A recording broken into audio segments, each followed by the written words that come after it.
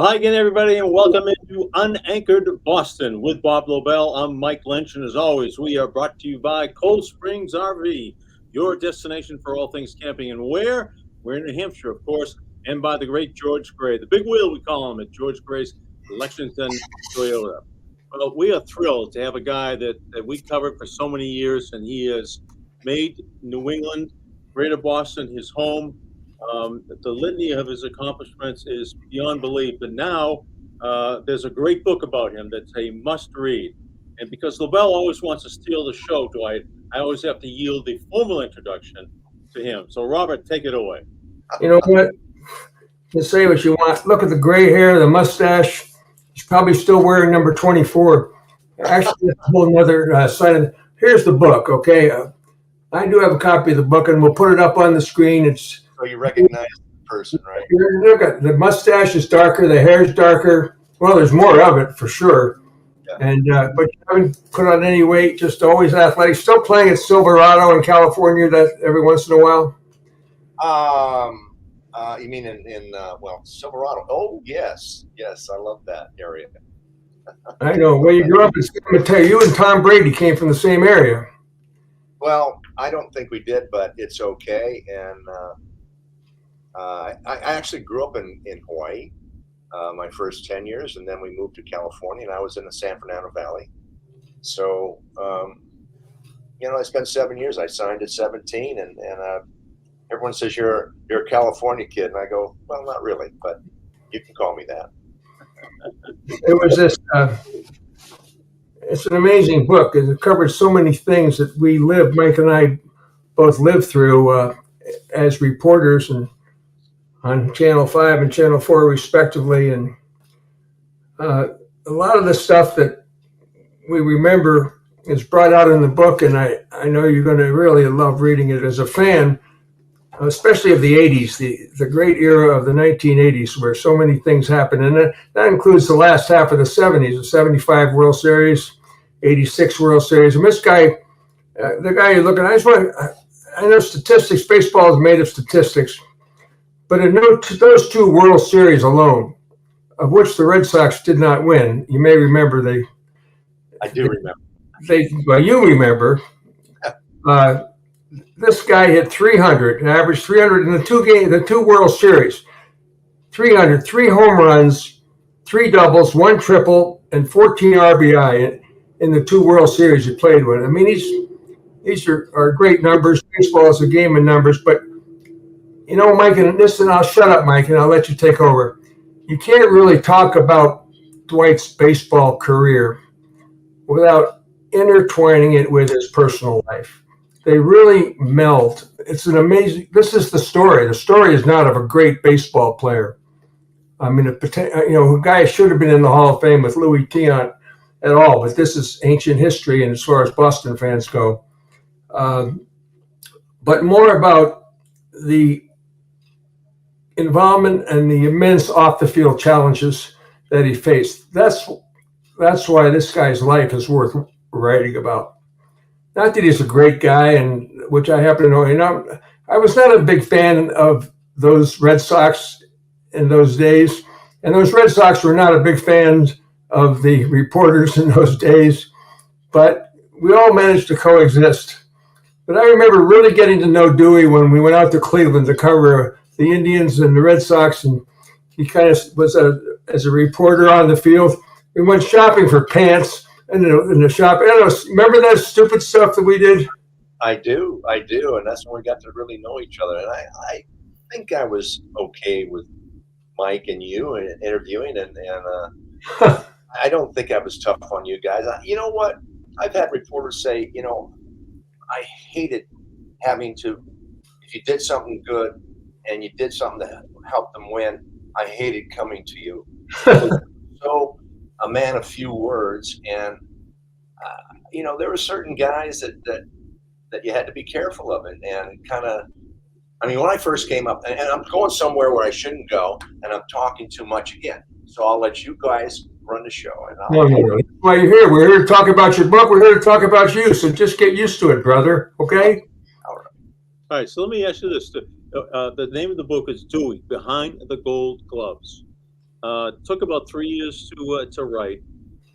How much arm twisting was there on Eric, the author, Eric's behalf to convince you to do the book?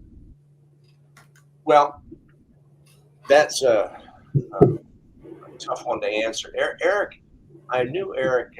Eric Sherman's written some wonderful books, and 9 books. This is his 9th book, and he's had 2 New York Times bestsellers.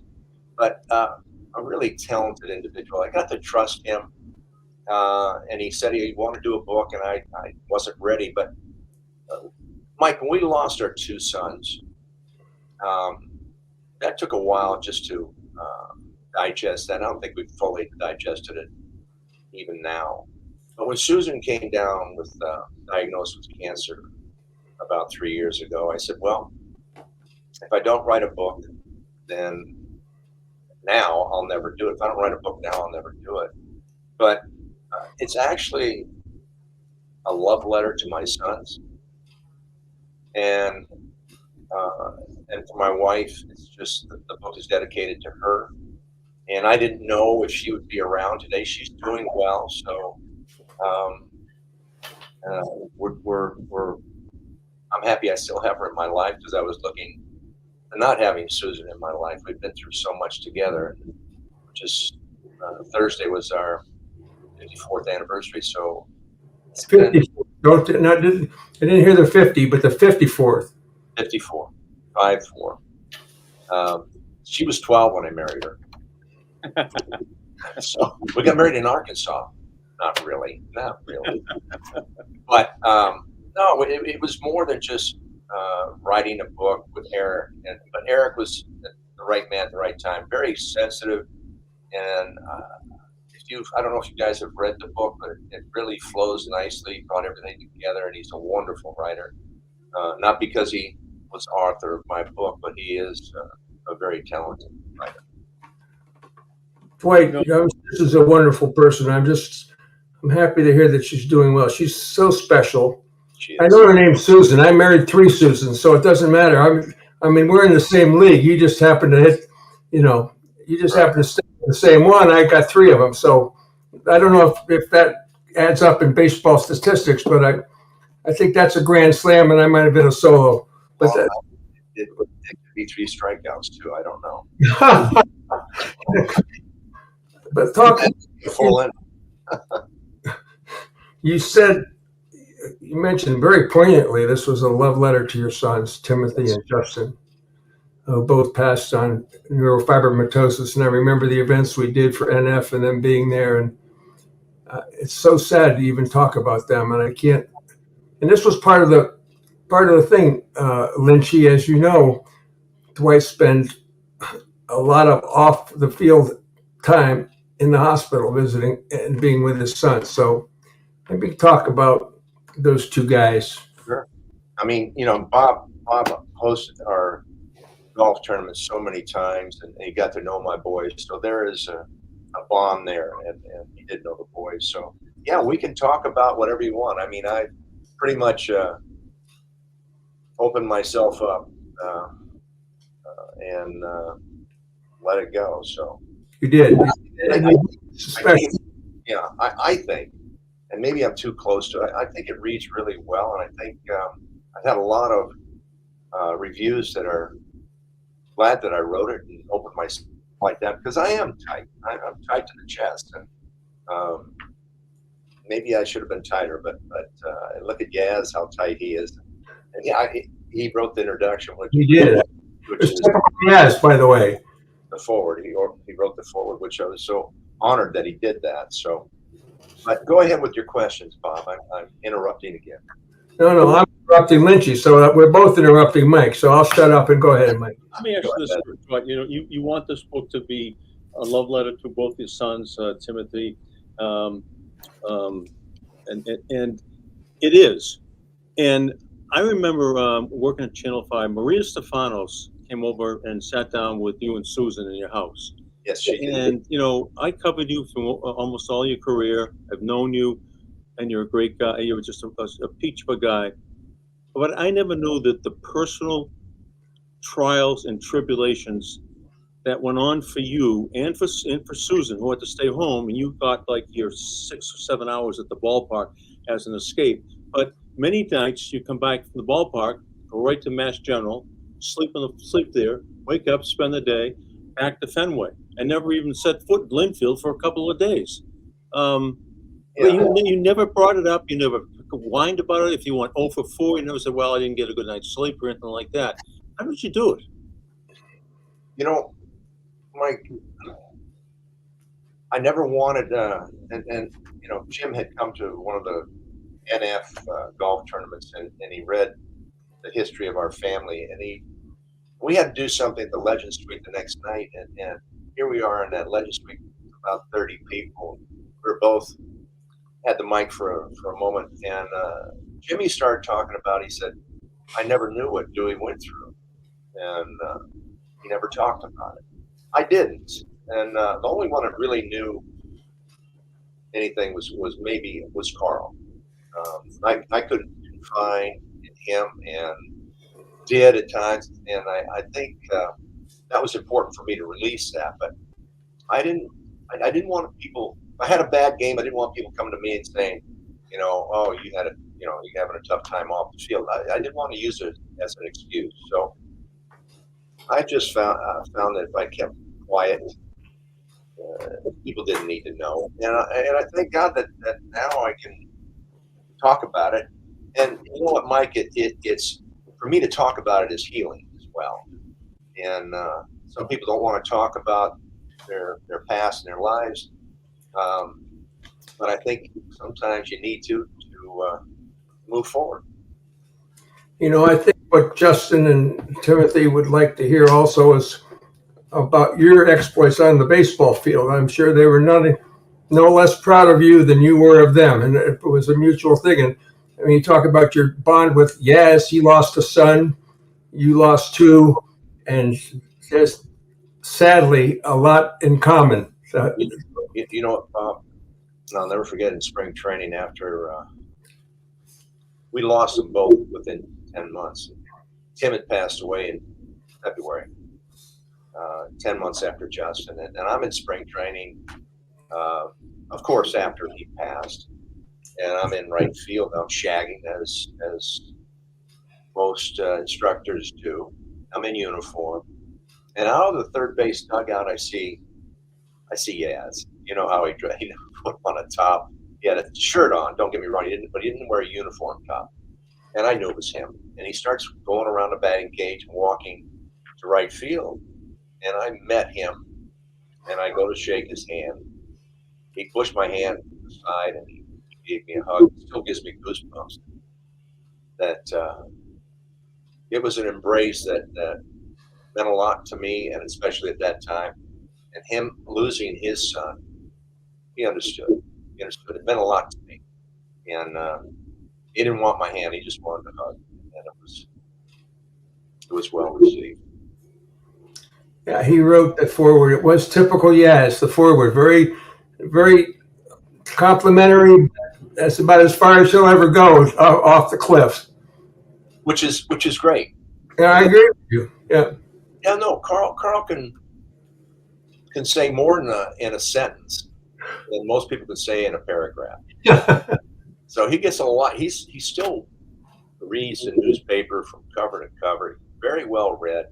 Carl just turned 85 in August, and he's as bright as they come, and so very alert, very sharp politically, and whatever's going on in the world, he's well read.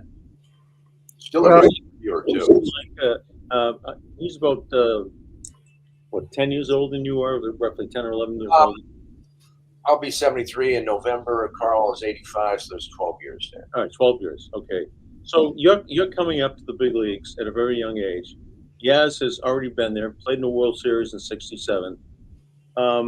Most guys would wet their pants, when they meet a guy like Kyle Yastrzemski. What was it like when he came over and introduced himself for the first time? Well, everybody it was kind of a vague, handshake from Carl, from everybody, and me being 20 years old, and I came up to the old Yankee Stadium, and had all those monuments in center field and that low fence in right field where Maris hit his 61st and Ruth hit his 60th. So I was walking around just, walking on a cloud. And so it really didn't take place until he and Reggie Smith took me out to dinner after a game. And the bond started then. It made me feel welcome, especially at a young age of 20. And I'll never forget it. I mean, it just was a great time, and I felt part of the team. And we were in a pennant race, and Eddie Casco, when we got back to Boston, he put me in the lineup. And for the last 16 games, I played every game right in the middle of the pennant race. So they had confidence in me, which made me feel good. Well, go ahead, Mike. I was going to say, what are you more proud of? Are you proud of the 8 Gold Gloves? Are you proud of the fact that you played the most games as a Red Sox player, over 2,500, number 2 behind Yaz, or the fact that you hit 379 home runs, which is behind Yaz and Ted only on the Red Sox, or that you got in the 1980s more extra base hits than any other baseball player in Major League Baseball combined, National League and American League, or the 8 Gold Gloves? So, I mean, where would you hang your hat on it? You know what? I don't know how to answer that because I really was. I'm most proud of being in 2 World Series. But then again, I still haven't watched '86 highlights because I can't. But there was nothing more for me than playing. It meant more to me than playing in a World Series. And we got there twice. We had a chance 4 times, but it's hard to get there. But it's even harder to win. And I felt in '75. We lost the Reds. We weren't supposed to be in the same ballpark, but we won 7 games. And Morgan hits a bloop single to center field in the 8th inning to beat us 4-3. I felt with that team, maybe you guys feel the same way. With that team, in the next 5 years, we should have won 2 or 3 world championships. We had just a great team, and we had some distractions, but I thought we were a better team than what we showed on the field. In '78, we had to win the last 8 in a row to win 99 ball games and playoff with the Yankees. And the Yankees go on, they beat us, and the Yankees go on to win the world championship. And that hurt, but '86 really hurt. '86, I felt that team. I felt the team in '75 and '78 was the best team I ever played on, but that team we had in '86 was right there as well. I want to go back to that 75 series, Game 6. I want to say the 11th inning, and Joe Morgan hit that ball, and you made one of the greatest. No, you made Willie Mays. Late Willie Mays may argue his catch over the shoulder might have been more important, but that was one of the greatest catches in the history of the World Series. Marky Anderson said, "Greatest catch you ever saw." Well, he didn't see it from my view. We blind by the lights and all right? The lights bother you? Could you see? No. What happened? The lights did come into play, but after I caught the ball. Usually, when a left-hander hits a ball to right field, even a right-hander hits it at you, it's going to curve towards the line. Well, Joe Morgan hit this ball, and it never curved. But my first move was moving to my left and running back, knowing it was going to curve, but it didn't curve. And so now I'm trying to come back to my right. And the scariest thing for any player is to lose the ball. And I lost it because it was behind my head. I lost it from here to here. It was about 2 feet. It was the longest 2 feet I ever had in my life. And it landed in my glove. I felt it land in my glove. I didn't see it go in my glove. So, and I'm not sure if it had been a home run or not. I think it was really close. I don't know if we'll ever know that. But I caught it, ran in the fence, turned around real quick, and the first thing I looked at was in the lights above home plate and third base. And when you look in the lights, it's like looking into the sun. You're blinded. And So I threw it in the vicinity of first base. And Fisk, he's interviewed after the game. And he said, "How about that catch Evans made?" He goes, "Well, that was okay, but it was a lousy throw." And I went, "Thanks, Pudge." But I was blinded. So I threw it about 20 feet to my left towards our first base dugout. Yaz caught it easily and flipped it to Burleson. But yeah, the sun or the light. Yes, it was the greatest throw he's ever seen. He said the catch was okay. The catch was, it wasn't routine, but it was okay. But it was the throw that was remarkable because he had the instinct to throw to first base and double off the runner. Well, yes. You know what? I threw it in the vicinity of first base. Being blinded a little bit, I think I did okay. That was an amazing game with Carbo, Fisk, that catch. And then Zimmer, go, no. Denny Doyle, third base. Amazing. Everything. Is it just us? Because you were obviously in uniform. We were, schlepping tickets or however we got in. But this was all part of so many people's lives. Those moments that all came out in that game. Well, there were so many things that happened, and even in. They made a pitching change, I think, around the 8th inning. Sparky came out, and who comes next to me? And I don't know where I got my nickname. It wasn't really that I knew anyway. He says, Pete Rose says, "Dewey." I said, "Hi, Pete." He said, "This might be the greatest game I've ever played in." And now I'm 23, and I'm looking around going, "Oh, Pete Rose just said that. He's 33, 34. So he's been around longer than me, and he's just had the wherewithal to say this might, and he still to this day said it was the greatest game he ever played in. And you know what? I started to realize that. I started to look around at the moment, and I started to realize what a terrific moment it was. And if Carble doesn't hit his home run, I don't make a catch, and Fisk doesn't hit his home run. So Carble's home run was so important, and it brought new life to us. So it was a great game. It was one of the best. It's still rated best World Series game. Yeah. So, and I didn't know it till the 8th inning, until Pete Rose came to me. I figured it out. That's so amazing. I'm smart. I'm just a smart guy. Pretty sharp too. Okay. Then I one more, Lynchy, then I'll shut up. I keep saying this and I'll shut up. Oh, you're okay. I want to go. You're the oldest guy on the screen here, so you can talk all you want. How's that? Let's jump ahead to 86, the series that you haven't watched on TV. And I understand why. Let's go to the Buckner play. Okay. This is fascinating to me because you and I have had this conversation, and you told me, and I said, well, you said Bob was the only guy that had the view of that Buckner plate in the building. The only guy in the whole stadium that saw the play the way I saw it, standing in right field behind Buckner. And there was much more to that play than people ever realized. And it's in the book, and I was so happy to read it because it just verified what you told me years ago of what happened, what really happened on that play. So maybe you can just run it down here because I think this is kind of remarkable. Being in the outfield, you're not privy to what's going on in the infield. But I always had the second baseman give me the signs. And right before the pitch was thrown, and I either knew it was a breaking ball or whatever. But what Barrett had done, and I didn't know this till a few years ago, and actually Eric brought it to my attention. Barrett put on a pickoff play because Ray Knight was getting off second base pretty good, and they felt he could pick him off.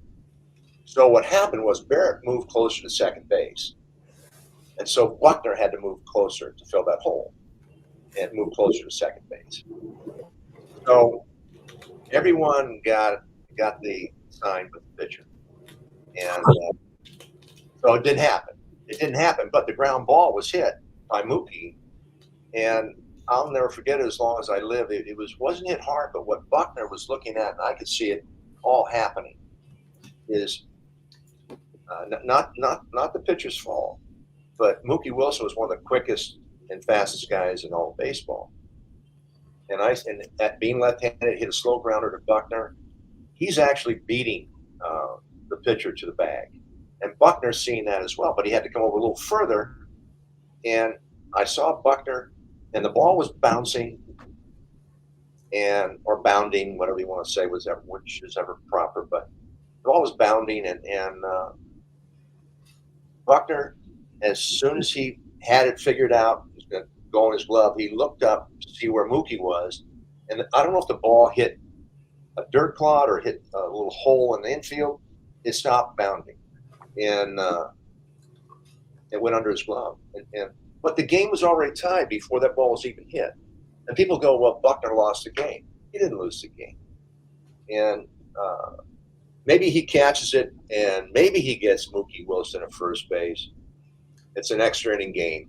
So I don't know. I don't know what would happen. But what happened. And here's a guy that had over 200 hits, 100 RBIs. We wouldn't have been there without him. So, and he's a dear friend. He was. Bill passed about 5 years ago from Lewy dementia, which is a very fast acting dementia. And I talked to him in January, and he was gone by the 1st of June. But not a tougher man. Integrity, physically, mentally, a tough individual, and a great teammate. Would he share with you or any other members of the Sox the personal travails he had to go through after the ball went through his leg, living up in Andover, having to move out of the neighborhood? Would he share that with you? No, because we didn't talk. Mike, as soon as that game was over, none of us in that clubhouse looked at Buckner as if it was his fault. None of us. All we were doing was thinking about tomorrow night's game that didn't happen for a few days because we got rained out. That's all we were concerned about. So no one, and the biggest regret that I have, and I've said it publicly, is that I didn't go up to his room and console him, and I wish I had done that, but I really didn't feel that it was his fault. And in the clubhouse, everyone was like, we were one team, and it was nobody at fault. So the only thing that bothered me about that whole thing is we had 2 outs with 2 strikes 3 times and didn't shut the door. So that's what bothered, I think, all of us more than anything else. I truly feel, and I felt at that time, I had a rapport with the manager, McNamara. I really feel I could have said to him before that inning started, because Bob Stanley was our best relief pitcher throughout September and October. And Giraldi is going out in the 3rd inning. I don't think he did that all year long in a relief role. Anyway, he got 2 outs quick, so I wish I had said that to Mac, because I really felt give Stanley that 2-run lead, let him make his own mess. Don't bring him in the middle of a mess. And I think we'd be talking about some other things right now if that had happened. So that's how I feel. And McNamara's gone and everyone's gone, so I can talk about it. So anyway, I love Mac, and would you have told Mac to keep Stapleton in? And no, you see, Bob, I disagree with that. I know. I just wanted. That's why I'm asking you. I know, and that's one of those questions you always like to ask. No, not really. No, because with the 2-run lead, I don't know if Stapleton could have done any better. Maybe he catches the ball and steps on first. Maybe he gets Mookie, but I felt that was the right thing to do. Buckner played all those games for us, done so much for us that you needed him on the field to celebrate. So I think that's what McNamara was thinking about. And I probably would have done the same thing. Well, it's no different than you asking him to bring Stanley in to get his due that's I was You're being a good. You're being. a backseat manager. So, but I didn't like to say anything to any manager, but I really felt strong about that, and I just felt I should leave it alone. And Giraldi, and I don't fault him at all either, but if you think about those 3 hits, 2 of them were bloop singles that just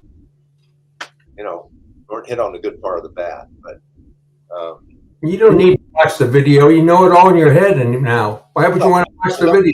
You're right. I saw it, and I'll never forget this. I'll never forget looking up at the scoreboard in Shea Stadium.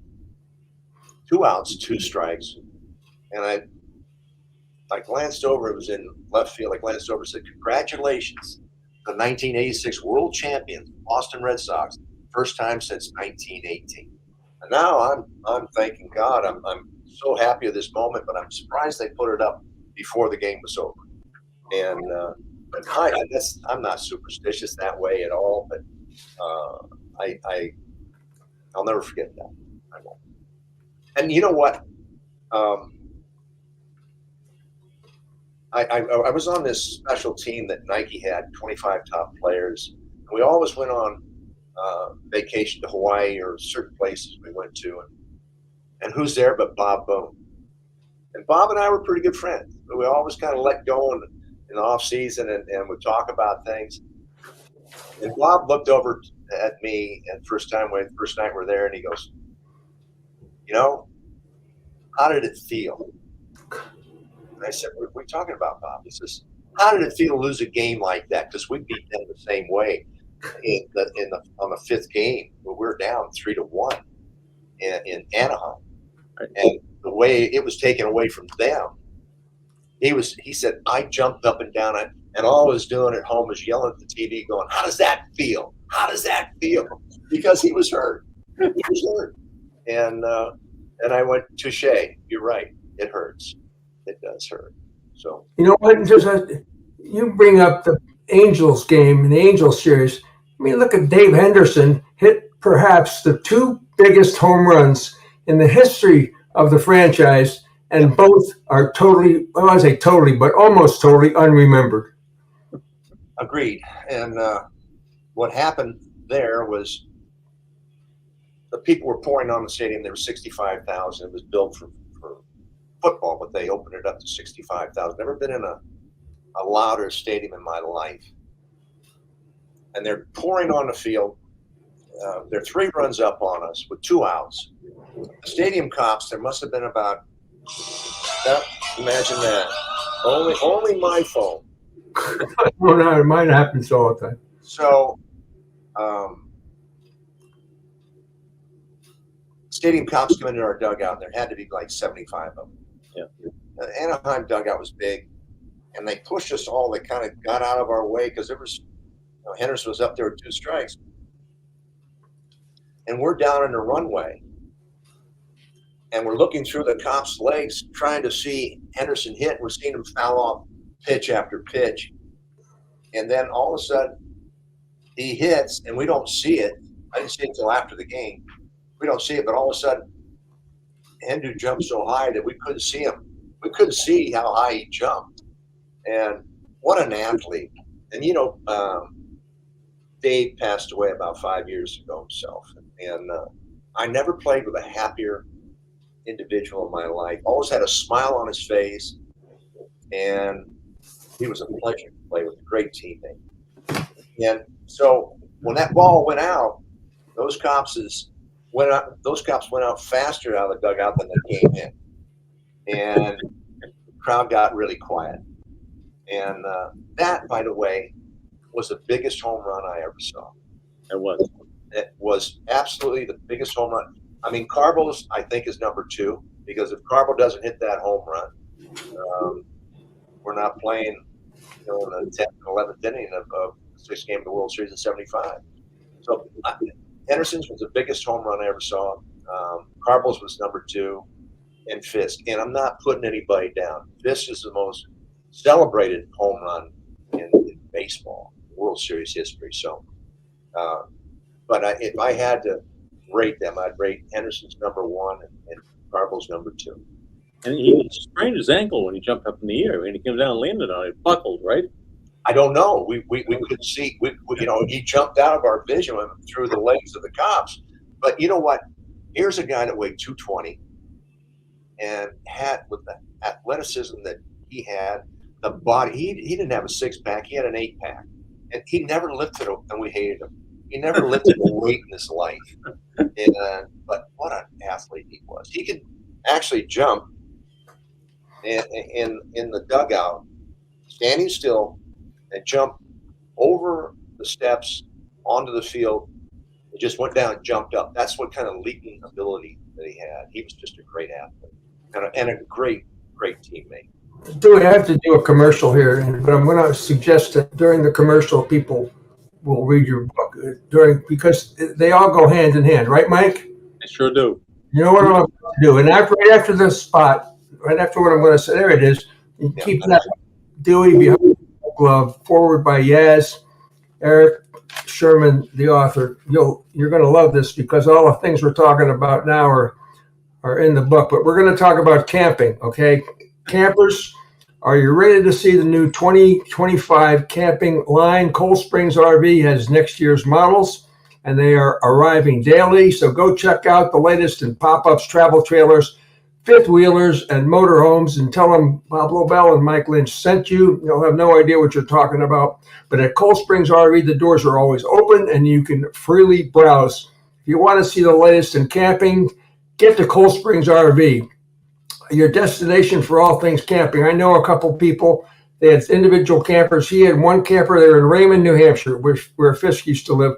They had one camper in one place, and she had her camper in the next place, and then they ended up becoming very happy campers. But the best thing about these things is that if things go south, you decide that this is not going to work, you can pick up and drive away, and you don't have to worry about it. That's the great thing about camping. You can drive there and you can drive out.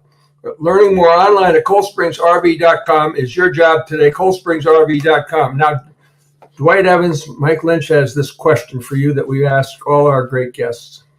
All right, so we don't pay our guests, obviously, but remember John Madden had a Madden Cruiser because he didn't like to fly. He didn't like to fly. So Cold Springs RV is making a Lobel Lynchy cruiser. It's going to be the state of the art.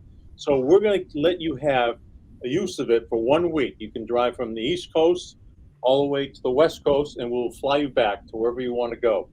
But the only stipulation is you have to pick right now one person to ride shotgun with you for a week. Somebody you'd like to have a conversation with, somebody you'd like to have sitting next to you. It can be a sports person, entertainment, politician, deceased, a lot, doesn't matter. So who would you have riding shotgun with you?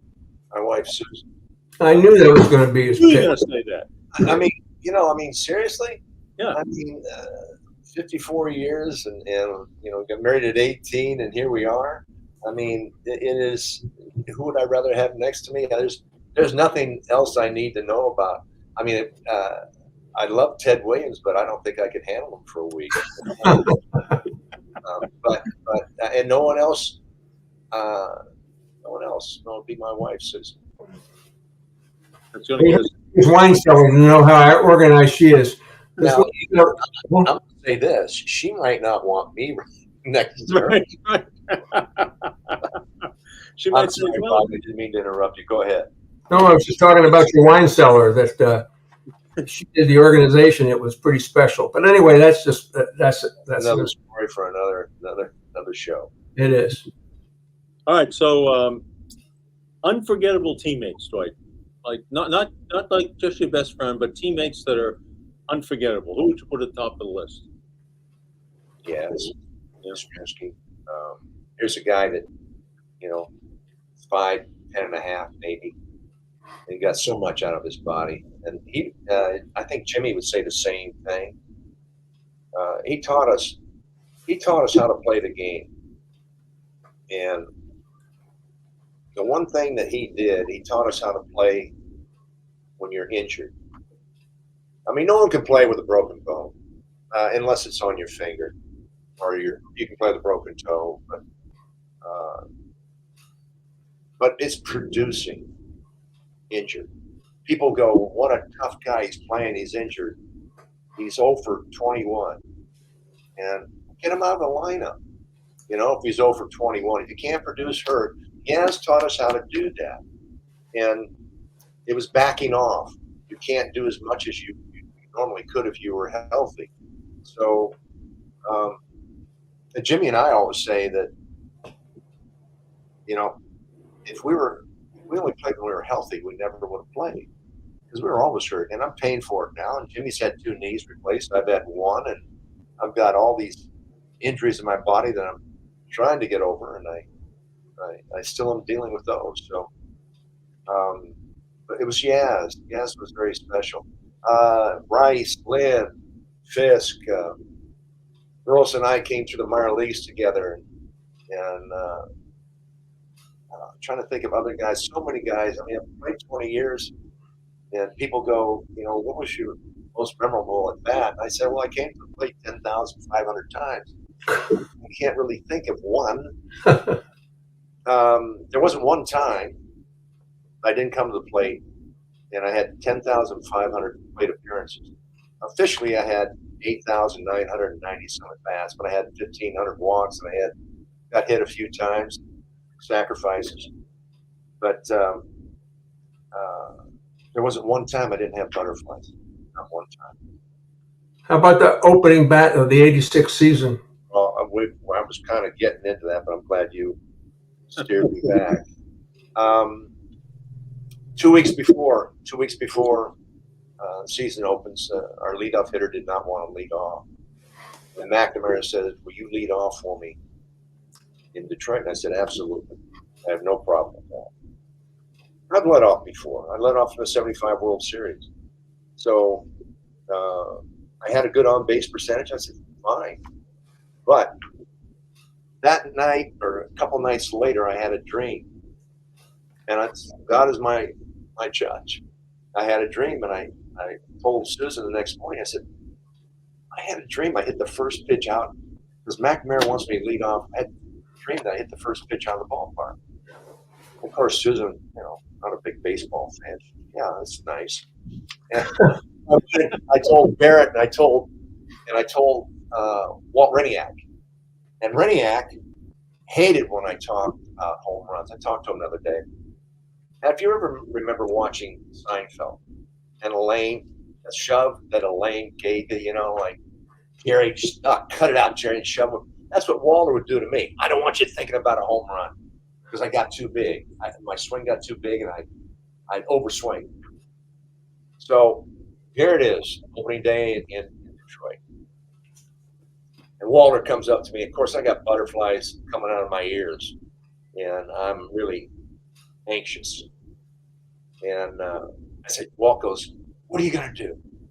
What are you going to do? I said, Walter, I'm going to line drive to right center. And he gave me that lane shove again. And he got dynamite. That's what I want to hear. So between the runway and walking up the steps, and then I'm looking at the crowd. There's 55,000 fans here. I'm looking at the day game, opening day. Morris on the mound throwing. I said, he had a great forkball and a great slider. I said, he's going to get ahead with this fastball. And from the dugout to the on-deck circle, I had a change of heart. And I had the donut on the end of my bat, and I slammed the bat down. The donut came off, and I looked at Barrett, and I said, I'm going deep on the first pitch. Of course, he didn't say anything, and if he did, I couldn't hear him anyway. But he throws me a fastball, a little bit out of my zone, but I got enough of it to get it out of the ballpark. But no one was more surprised than me. I usually don't say things like that. I mean, when I was playing, I wouldn't say anything like that. But I felt so strongly about it, and it happened. But I will tell you this. We had 4 home runs that day, and Morris beat us 5-4. Yep. He got 4 solo home runs and still beat us. So he was a great Hall of Fame pitcher, great pitcher. You know, that day I called Remy up because Remy had just retired after the '85 season. And so I said, hey, Jerry, Mike Lynch, I said, do you mind if I come over and watch a couple innings of the game? You know, watching the game from a different fan. Yeah, come on over, you know, and, you know, Phoebe will make you lunch and blah, blah, blah, blah, blah. So we get there. My cameraman is here, and the TV is over here, but he's aiming right at Remy because he wants to get his reaction. And Remy's sitting there, and you hit the ball out of the park, and he's got a microphone on, and Remy goes, "Holy fucking shit!" I can't use it on TV. But it was Jerry said that. Yeah. Oh wow. There's another part of Red Sox history. It was such a great part of Red Sox history was Jerry Remy. You know, there'd be another guy that I played with that I really admired, and after what he did in the booth was really special. Yeah, it was good. He was. Ask Lou Piniella. That was an amazing. That was another amazing moment. The moments just keep flowing. Yes. I mean, anyway, Go ahead. I don't have any more unless you. What stories did not make the book? Any good stories didn't make the book? Yeah. I talked about them, but I don't think they made the book, and I'm trying to think of them right now, and I'm drawing a blank. But there are a few stories that didn't make it. And, I think the New York City walking around. Oh, thank you, Mike. That's very good. I'm 22, maybe. Yeah, I think I'm 22, 21, 22, and I'm walking around. I'm like 1 for 23, and I'm thinking about, well, I could go home and maybe be an LA cop or a LA fire department. I guess I can't hit. And walking around, woe is me. And back then we had to wear a blue blazer and you had to wear slacks. And you didn't have to wear a tie, but you had to wear a blue blazer. So I'm walking around New York, and I've got my head just feeling sorry for myself. My head's down. And all of a sudden, what? Right on my shoulder, my right shoulder, a bird just crapped on my shoulder, a pigeon. And I'm looking up, and I'm going, really? So I went back to the hotel, cleaned as much as I could off, and went to the ballpark. I went 4 for 4 that night. The next day, I got my blue blazer on. I'm walking all over New York, waiting for a pigeon to just let go and unload on me. It didn't happen, but that was one of them. That was one of them I thought that would make the cut, and it didn't. But anyway, there's a lot of stories that didn't make it. But I'm so glad. I was really apprehensive when it was released. And because I had opened myself up, and I had 3 years of reading, a good year of reading the final, or what we thought was, and editing the copies, I got so close to it that I really got numb to it. And I really didn't have a feel for and then I read the final, the book, and it just was put together, I feel, really easy to read and flowed so nicely. And again, I was nervous about this, but after 2 weeks after the release, they started the second printing. I don't know where we're at now. I think it's been about 6 weeks, and it's doing really well, and I'm really thankful for that. I am, and I'm proud of the book, and I can't say that I felt the same way 6 weeks ago, but I'm proud of it too. What's that? I'm proud to know that you did this. I think that was a really great thing that you did. Well, thank you. And I had a lot of great reviews, and one that really surprised me was Boomer Esiason had read the book, and he wanted to do something. He has a podcast as well that goes to 200 markets around the country. Not like ours. No, you're not. How many markets do you have? So, let's not get into that. Okay. Anyway, so about 3 weeks before it was released, we shot 5 segments, and I just saw it. Bob, I can send it to you, and you can let Mike see it. But really, he was really neat because he had a son with cystic fibrosis, right? And he became a spokesman for cystic fibrosis and did a great job. This guy's 6'5", and he's a Viking. I mean, he should have been on Minnesota. He's a Viking. This guy is huge.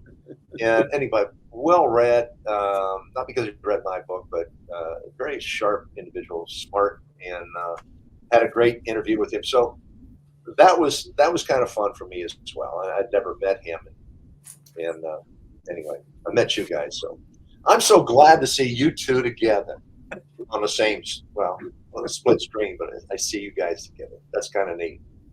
Yeah, it's like being traded. You end up, when Eckersley comes to the Red Sox, it's just like being traded. There's so many things I want to ask you. I want to ask you about the oil can void statement in Cleveland. I want to ask you about the release by the Red Sox. Yep. I want to. Okay, let's do it. Which one? We can talk about those two things in a minute. But I want to, now that it seems appropriate to ask you this question about Timothy and Justin and what they were most proud of with their father.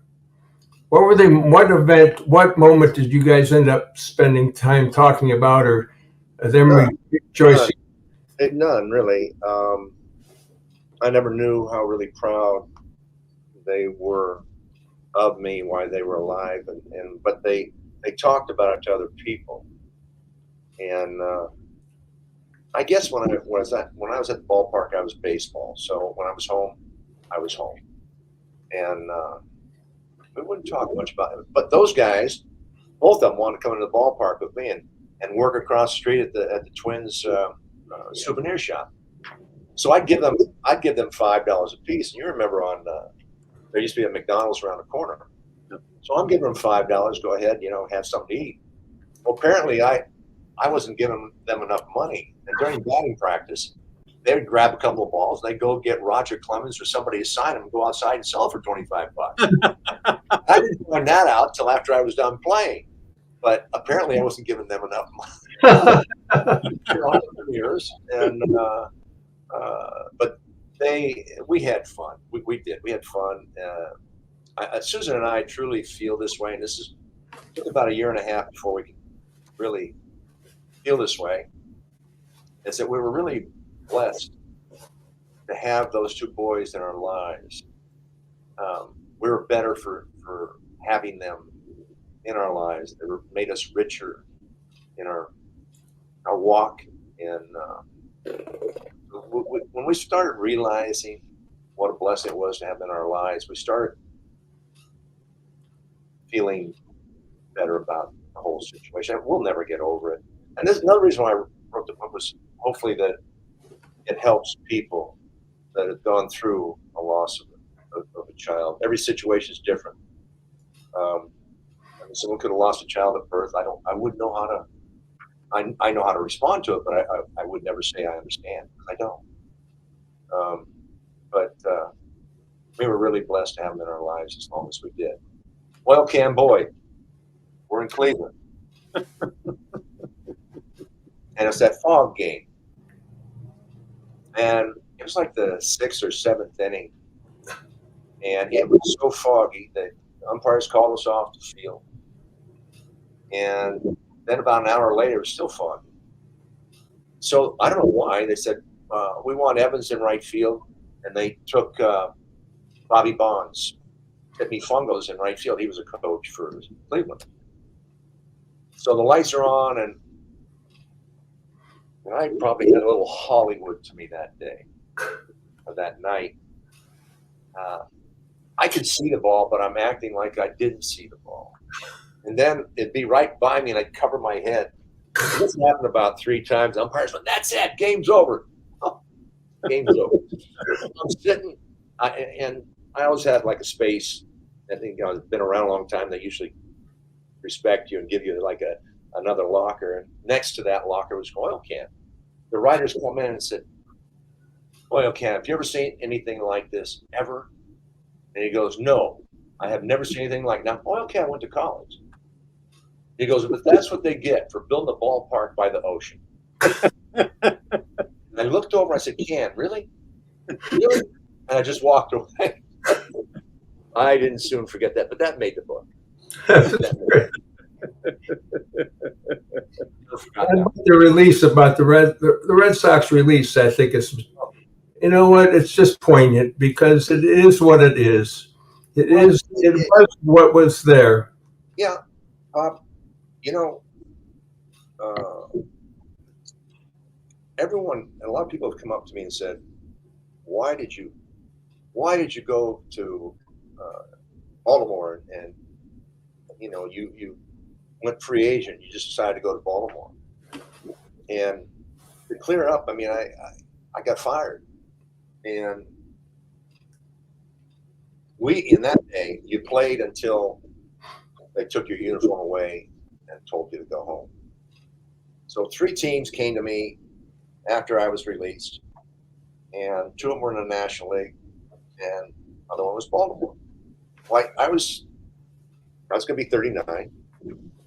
I didn't want to go to the other league because I didn't know the pitching, and we had no interleague play at that time. So I didn't know any of the pitchers in the National League. And at my age, you want to know who's throwing, what they do in certain situations, and how their breaking ball breaks, and what they do in certain counts. That was huge for somebody that's been around, and at the end of your career. So you needed every edge you can get. So I went to Baltimore, but what happened is I didn't know this. They released me, but they didn't want to give me my unconditional release. They wanted to hang on to me, and they wanted compensation. Well, this went on for about a month. And I finally called Haywood up, and I said, Haywood, would you meet me? A cup of coffee. So I talked to Haywood, and I said, Haywood, I'm 39 years old. Who's going to give up compensation for me? You guys don't want me. Is that correct? Yeah, that's correct. So I said, well, can you just give me my unconditional release? And after about 10 minutes of talking to him like that, he wrote out that unconditional release and gave it to me. And so Baltimore didn't have to give any compensation for me. So that's where we went. Susan had grown up in Baltimore, so I didn't want to leave Boston. I even asked them, because I broke my back stress fracture in 1990, and I was limited to DHing, and they didn't think I could play anymore, which was fine, but it hurt. I mean, I wanted to finish my career. If I asked them, I said, would you let me? I don't want a huge affair. I don't want anything. All I want is to do is thank the fans and thank the media, and would you give me that courtesy of give me that ability to do that? They never did. And about a week after, I go into Fenway. I'm looking at my locker to clean things up, get some things out, and Al Forster had been to the ballpark, had been on the ground crew for 100 years. Taps me on the shoulder. He says, Dewey, Lou Gorman would like to see you up in his office. I'm looking around. I'm going, oh, hi, Al. How are you? And so I went up there, and the lights in the office were off, and the blinds were open, so it was bright outside. So all I could do is see Lou's silhouette, and Joe Morgan was sitting in the corner. And real quick, he just said, we're going to give you your unconditional release. We're not going to, we're finishing our ties with each other. And I said, fine. I shook their hands. I was stunned. But this wouldn't have happened. This would not have happened with these new owners who came in 2002. It would not have happened. I don't know why they did, and I don't know. And I still remember down the hall, I could hear Mrs. Yockey and Haywood Sullivan laughing. And I don't think that it was. I would hate to think that it was about me, but I had a pretty awakening, a tough awakening that day, and I truly would have retired if they asked me to retire. I would have retired because I wanted to go out as a lifer with the Red Sox, and I'm still working. I'm still working for the Boston Red Sox, so it's kind of neat. Hey guys, I want to get another spot in for one of our longtime sponsors. Hey, if you're thinking about a new vehicle, go where Lobel and Lynch go. Go see our friend George Gray at George Gray's Lexington Toyota. We've been customers for years because we know George Gray will treat you right. They're a family-owned and operated dealership that we trust and you can trust as well. Go see the big wheel, George Gray at George Gray's Lexington Toyota. I'm going over there this week for an oil change and a tire rotation, so maybe I will see you in the service area. None better than George Gray's Lexington Toyota. Has this book, for you and Susan, has this book been therapeutic for you? Has it been everything you thought it would be? Is it more? Mike, it's been very healing. I've read it so many times, but when I read the final, like the book form, I still had trouble going through some chapters, and my wife as well. There's some really moments there. See, it's not just a baseball book. There's a lot of things that happen around baseball. I'm going to do one more story that's in the book. I've got a dentist appointment here in about 15 minutes. Okay. So one story I wanted to tell was Tim was going in for a major surgery at Mass General. And it's a night game, so I got about 3 hours sleep, had to get him to the hospital early in the morning. And right around 4 o'clock, he's coming out of anesthesia in the afternoon. And I said, I saw him, he's starting to get groggy, and I said, Tim, how are you? Love you and all this. I said, I got to go to the ballpark, Tim. I got to go. I kissed him on the forehead, got to the door, and I heard, Dad. I went back and said, what, Tim? Could you do me a favor tonight? Tim, go ahead. I got to go. I got to go, buddy. He goes, would you hit me a home run tonight? I said, Tim, you don't know what you're asking. I kissed him on the forehead, and I said, I'll see you after the game. Which was a lot of our lives, just leaving the hospital and coming back after. So I get to the door, and I hear him go, Dad. I go back, and I said, what, Tim? Would you hit me 2 home runs tonight? Now, and I'm here to tell you that it's documented. And Eric Sherman was at that game. He knew the game, but he didn't know the situation. But it's documented. I hit 2 home runs that night. Wow. And it was. I just wish there'd have been about 400 or 500 more people that asked me to hit home runs. There's other stories like that. But truly, it's a pleasure to see you two, Mike, Bob. I haven't seen Bob in a while. It's a pleasure to see you guys together, and I'm glad to be part of this. Well, you hit a home run for us today. Thank you. Well, we could do this again, and Yep. Whenever. I love talking baseball, and there's more stories in there. I hope people enjoy the book, and I think it's a good read. I'm just going to hold it again. I think it's a great read, and you're a great storyteller. But the fabulous thing about your stories is they're not stories; they're true stories. Yes. True. Yeah. All right, Dwight, guys. thanks so much. Good luck at the dentist, by the way. Oh. And he's Dwight Evans. Great. Now coming up. Dwight Evans, behind the Gold Gloves is the name of the book. Go out and grab it. All right, Dwight. Thanks so much. We appreciate it, folks. Hope you enjoyed it. And make sure you catch us on unanchoredboston.com. Thank you.